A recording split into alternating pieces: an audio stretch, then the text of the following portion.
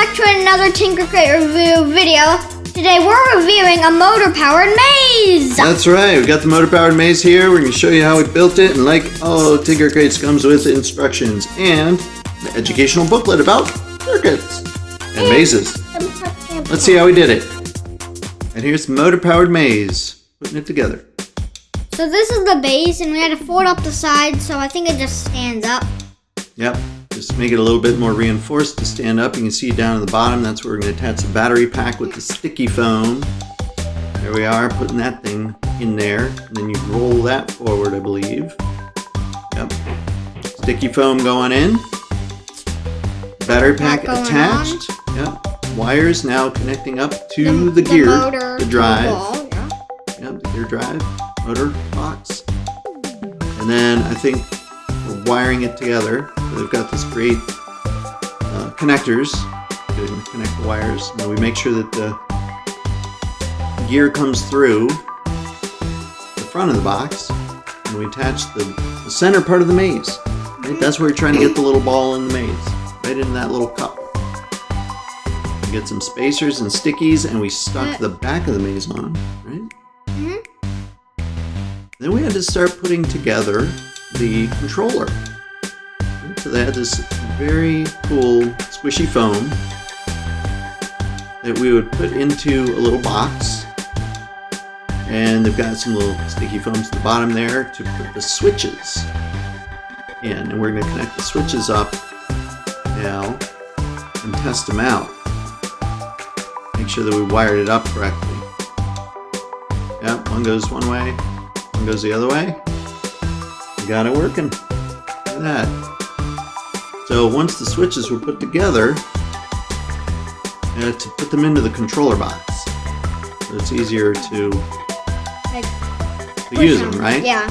And tell which way they're going. So put this. Yep.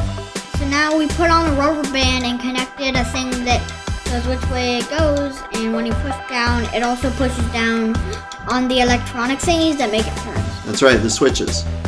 That lets the power go through to turn the gears in one way or the other way. And then we had to put together the maze part.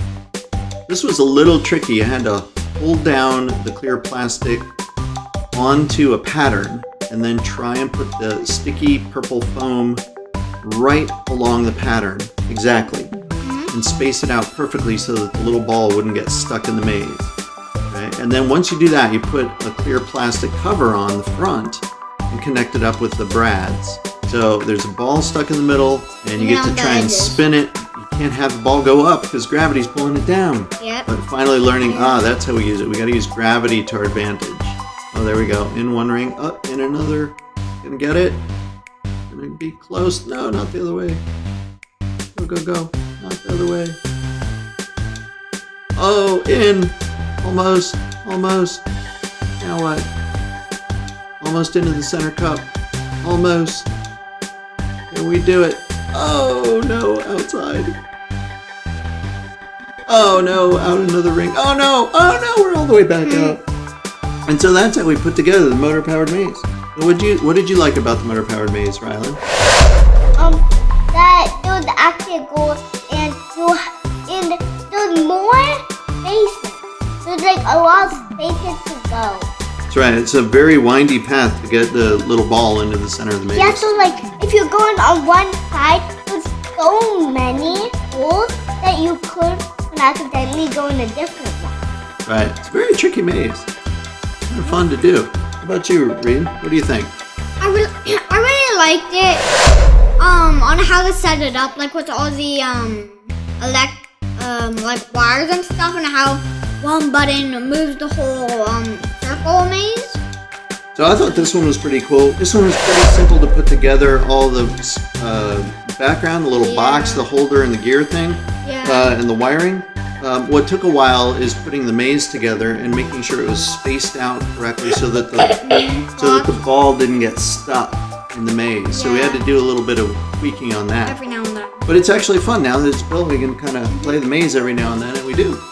So pretty cool. I'd give it a thumbs up. Same. So thank you all for watching. We'll see you in the next video. Bye. And if this was the first video you've seen of ours, please do consider subscribing and be sure to leave a thumbs up. If you'd like to see more TinkerCrate reviews, leave a message in the comments down below.